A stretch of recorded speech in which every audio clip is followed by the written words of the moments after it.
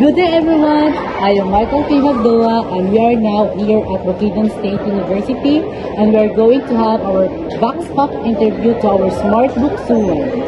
And we're going to ask what is the major social issues in Malaybalay City and why. So what are you waiting for? 1, 2, 3, let's go! Hello, good afternoon. I am Gabriel Dibor, a second year student of AS Community Development. May I ask what is your name? My name is Aris Gil Padado. Okay lang ba sa inyo ng interview ka? Yes, of course, no problem. So, this is my question. What do you think are the social issues here in Malaybalay City?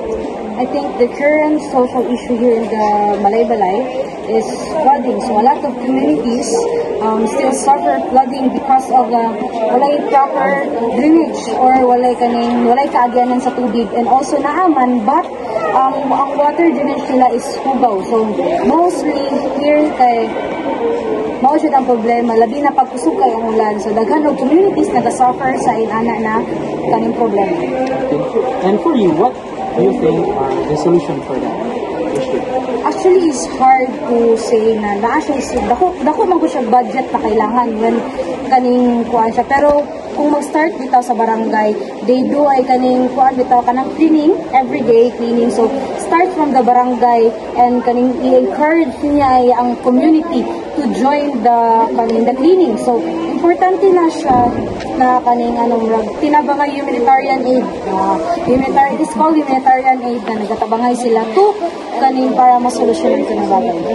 Okay, that's all. Thank you very much. Thank you. Hi ma'am, good afternoon. I am Michael P. Magdoa from the Community Development Department.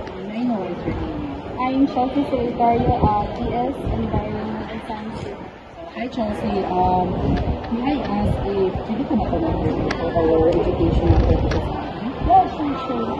So today I'm going to ask, what do you think is the social issues within Malaybalay City? Well, I think first of all is pollution. Why? Because like kami ditambit na mga pure ang kanang air dito sa Malaybalay kay kanang puno man kanang sakyanan everywhere and wala na pud kay mga kahoy.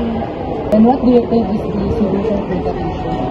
Ako think kasi we should plant more trees kay para mo balik ang kanang Malaybalay sa una.